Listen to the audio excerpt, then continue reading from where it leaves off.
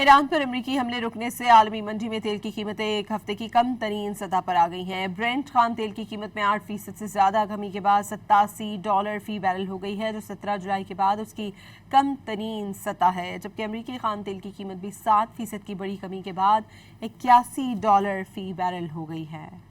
Iran पर अमरीकी हमले रुकने से आलमी मंडी में तेल की कीमतें एक हफ्ते की कम तरीन सतह पर आ गई हैं। ब्रेंट खाम तेल की कीमत में 8% से ज्यादा कमी के बाद $87 फी बैरल हो गई है, जो 17 जुलाई के बाद उसकी कम तरीन सतह है। जबकि अमरीकी खाम तेल की कीमत भी 7% की बड़ी कमी के बाद $81 फी बैरल हो गई है। ईरान पर अमरीकी हमले रुकने से आलमी मंडी में तेल की कीमतें एक हफ्ते की कम तरीन सतह पर आ गई हैं। ब्रेंट खाम तेल की कीमत में 8% से ज्यादा कमी के बाद $87 फी बैरल हो गई है, जो 17 जुलाई के बाद उसकी कम तरीन सतह है। जबकि अमरीकी खाम तेल की कीमत भी 7% की बड़ी कमी के बाद $81 फी बैरल हो गई है।